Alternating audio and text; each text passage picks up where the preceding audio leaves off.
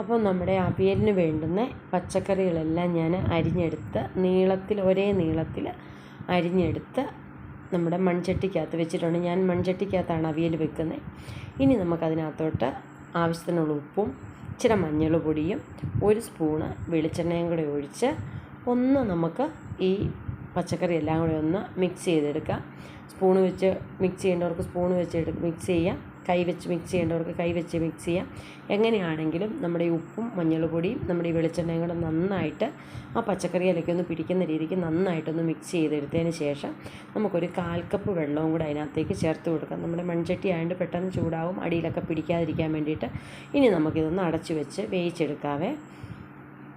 ഇനി നമ്മുടെ അവിയലിനുള്ള അരപ്പ് തേങ്ങയും കുഞ്ഞുള്ളിയും പച്ചമുളകും ജീരകവും വെളുത്തുള്ളിയാണ്.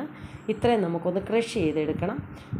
ക്രഷ് ചെയ്തെടുക്കുക എന്ന് പറഞ്ഞാൽ ഒട്ടും വെള്ളമില്ലാതെ നമുക്കെടുക്കണം. അപ്പോൾ നമ്മുടെ അവിയൽ നന്നായിട്ട് വെള്ളമെല്ലാം പറ്റി നന്നായിട്ട് വെന്തിട്ടുണ്ട്. ഇനി നമ്മൾ അരച്ച് വെച്ചിരിക്കുന്ന അരപ്പ് നമ്മളൊന്ന് ചെറുതായിട്ടൊന്ന് ചതച്ച് വെച്ചിരിക്കുന്ന അരപ്പ് നമുക്ക് അതിനകത്തേക്ക് ചേർത്ത് കൊടുക്കാം. ഇനി മഞ്ഞൾപ്പൊടി കുറവുണ്ടെന്ന് തോന്നുവാണെങ്കിൽ അരപ്പിൻ്റെ കൂടെ ഇച്ചിരി മഞ്ഞൾപ്പൊടിയും കൂടെ നമുക്ക് ഇട്ട് ഒന്ന് ഇളക്കി എടുത്തേച്ചാൽ മതി. ഇനി നമുക്ക് ഈ അരപ്പിൻ്റെ പച്ചമണമൊക്കെ ഒന്ന് പോകാൻ വേണ്ടിയിട്ട് നമുക്കൊരു 3-4 മിനിറ്റ് ഒന്ന് അടച്ച് വെക്കാവേ. ഒട്ടും വെള്ളം അതിനകത്തോട്ട് ചേർക്കരുത്. ഉള്ള ആവിവെള്ളമൊക്കെ വീണ് അതങ്ങനെ വെന്തോളും അരപ്പ്. ഇനി നമുക്കൊന്ന് എടുത്തിട്ട് ഒന്ന് ഇളക്കി നോക്കണം.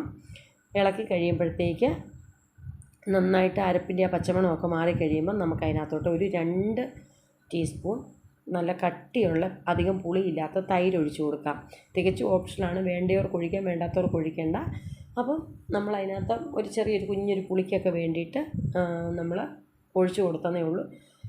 അപ്പം അങ്ങനെയൊന്ന് നന്നായിട്ടൊന്ന് മിക്സ് ചെയ്ത് ഇളക്കി ആ തൈരൊക്കെ എല്ലായിടത്തും ഒന്ന് പിടിച്ച് കഴിയുമ്പം നമുക്ക് ഇനി നമ്മുടെ അവിയലിന് ഏറ്റവും രുചി കൂടുന്നൊരു സാധനമാണ്. എനിക്കൊരു ചേച്ചി പറഞ്ഞു തന്ന സീക്രട്ടാണ്. നമ്മുടെ കുഞ്ഞുള്ളിയും കടുകും കൂടെ ഒന്ന് ചതച്ചിട്ട് നമ്മുടെ അവിയലിന് നടുക്കൊരു കുഴി ഉണ്ടാക്കി അതിനകത്തോട്ട് അത് ഇട്ട് കൊടുത്തിട്ട് അതിൻ്റെ പുറത്തോട്ട് നമ്മൾ പച്ച വെളിച്ചെണ്ണയും കൂടെ ഒഴിച്ച് ഒരിച്ചിരി കറിവേപ്പിലയും കൂടെ ഇട്ട് നമ്മുടെ അടപ്പൊന്ന് മൂടി വെക്കണം. അപ്പോൾ ആ കടുകും ഉള്ളിയും വെളിച്ചെണ്ണയുടെയും കറിവേപ്പിലയുടെ എല്ലാം കൂടെ ആ ഒരു മണവും ആ ഒരു സ്വാദും എല്ലാം നമ്മുടെ അവിയലെ പിടിക്കും.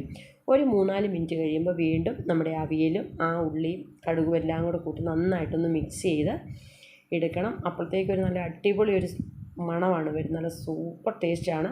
അപ്പോൾ ഈ ഓണത്തിന് അവിയൽ വെക്കാൻ അറിയത്തില്ലാത്തവരും വെച്ചിട്ടില്ലാത്തവരും ഒക്കെ ഇങ്ങനെ ഒരു രീതിക്കൊന്ന് വെച്ചതാണ്, നല്ല സൂപ്പർ ടേസ്റ്റാണ്.